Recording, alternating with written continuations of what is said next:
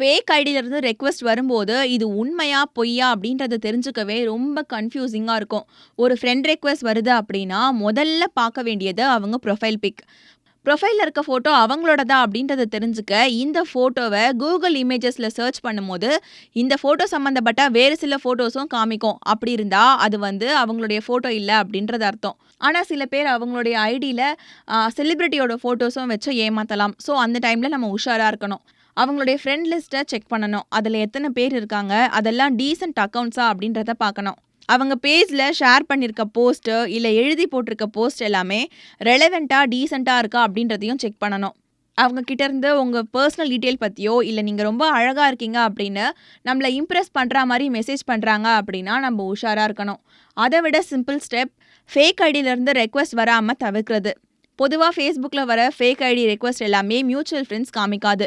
Facebookல இருக்க செட்டிங்ஸ்க்கு போய் பிரைவசி ஆப்ஷனை கிளிக் பண்ணணும். How people can find and contact you அப்படின்னு இருக்கும். அதுக்கு கீழே who can send you friend request அப்படின்னு இருக்கும். அதாவது யார் நமக்கு ஃப்ரெண்ட் ரெக்வெஸ்ட் கொடுக்கலாம் அப்படின்னு ஒரு ஆப்ஷன் இருக்கும். அதில் friends of friends everyone அப்படின்னு இருக்கும். நம்ம ஃப்ரெண்ட்ஸ் ஆஃப் ஃப்ரெண்ட்ஸ் அப்படின்னு கொடுத்துக்கிட்டோம் அப்படின்னா மியூச்சுவல் ஃப்ரெண்ட்ஸ் மட்டும்தான் நமக்கு ரெக்வெஸ்ட் கொடுக்க முடியும். அப்படி செஞ்சால் நமக்கு குறைவான ரெக்வெஸ்ட்டும் வரும். ஃபேக் ஐடி கண்டுபிடிக்க ஈஸியாக இருக்கும். ஆனால் மியூச்சுவல் ஃப்ரெண்ட்ஸ்ன்னு காமிச்சோம் நமக்கு ஃபேக் ரெக்வெஸ்ட்டும் வரும். அப்படி இருக்கும்போது நம்ம உஷாராக அவங்களுடைய டீட்டெயில்ஸை செக் பண்ண வேண்டியது ரொம்ப அவசியம்.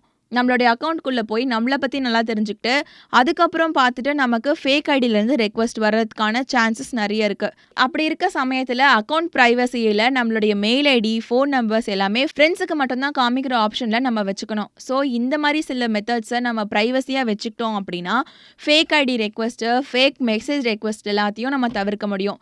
FB ஓப்பன் பண்ணும்போது இந்த செட்டிங்ஸ் எல்லாம் ஓப்பனில் இருக்கும். ஸோ அதனால் ப்ரைவசியில் போய் நம்ம மாற்றிக்கிறது ரொம்பவே நல்லது.